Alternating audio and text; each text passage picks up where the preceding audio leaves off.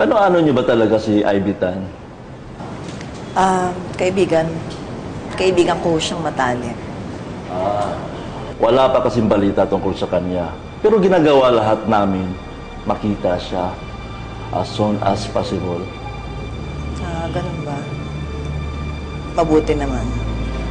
Pero ang huling update sa kanya, bago siya nawala ng tuluyan, nakita siya sa Bayside area. Kaso, nakatago siya agad, kaya hindi siya nadala ng makasama namin dito noong oras na yon. Ha?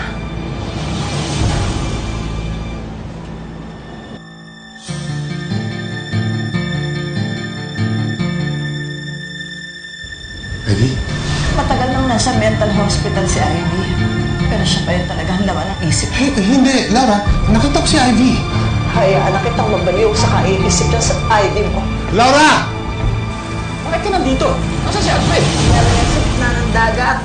May kasama po siyang babae, si Mr. Benitez. May kasama ibang babae. Asawa ko. Si Mami kasi nakatakas sa ospital. Nawawala. Kailan nawala si Ivy? Yung isang linggo, yung gabi bago yung bagyo. Ito ba nandun pa nawala si Tito Alfred?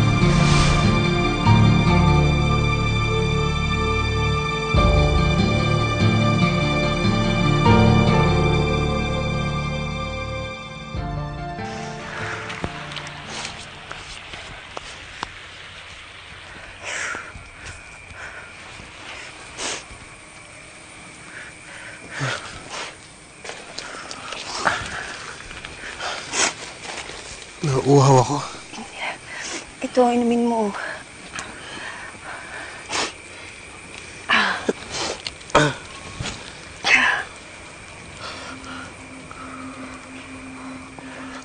Tubig ang gusto ko. Tubig!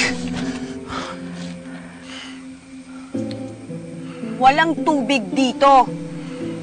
Anong akala mo sa akin? Isang pitik lang magkakaroon ng bukal ng mineral water dito? Nasa isla tayo, walang drinking fountain dito.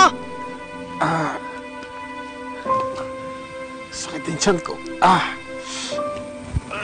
Sakit yung tiyan ko. I'm sorry, hindi naman ako galit sa'yo eh. Kaya lang, hindi ko na alam kung anong gagawin ko sa'yo para gumaling ka eh. Diba? Ito na lang muna inumin mo. Sabaw ng buko. Sige na. Pag maliwanag na, susubukan ko ulit humanap ng tubig. Pero ngayon, ito muna ang inumin mo. Please lang, Alfred. Mainam din naman to para sa katawan mo eh. Sige na.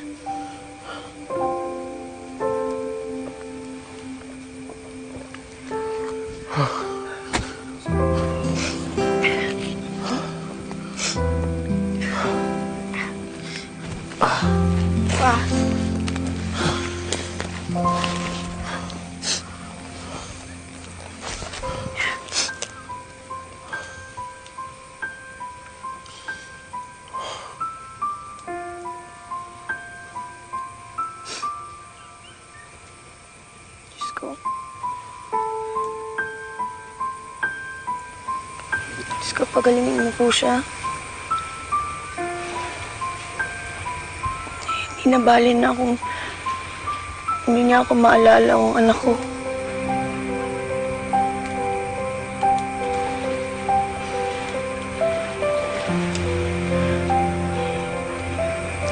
Mas gugustuhin ko na makita siyang buhay.